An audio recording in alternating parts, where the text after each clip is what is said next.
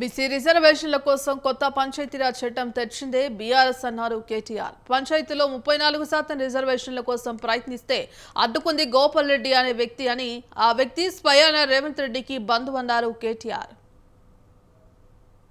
BC రిజర్వేషన్ల విషయంలో కేసీఆర్ గారి ప్రభుత్వం ఏం చేసింది అధ్యక్ష?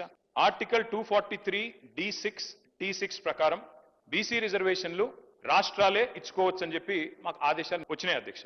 వచ్చిన తర్వాత 2018లో కేసీఆర్ గారి ప్రభుత్వం ఆనాడు ఉంటే, టీఆర్ఎస్ ప్రభుత్వం ఉంటే దాన్ని అనుసరించే మనం కొత్త పంచాయతీరాజ్ చట్టం తెచ్చాము.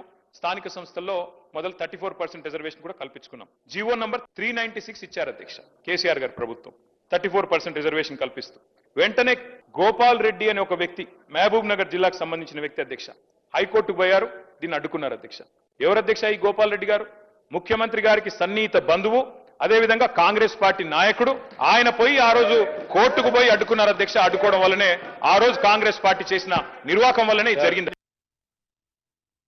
బీసీ రిజర్వేషన్ల విషయంలో కేసీఆర్ గారి ప్రభుత్వం ఏం చేసింది అధ్యక్ష? ఆర్టికల్ 243 తాము తెచ్చిన చట్టంతో సీలింగ్ అనే పదం లేనేలేదన్నారు కేటీఆర్. మంత్రి సీతక్క చెప్పినట్టు బీఆర్ఎస్ హయాంలో వచ్చిన ఏ చట్టంలోనూ సీలింగ్ అనే పదం ఉపయోగించలేదన్నారు.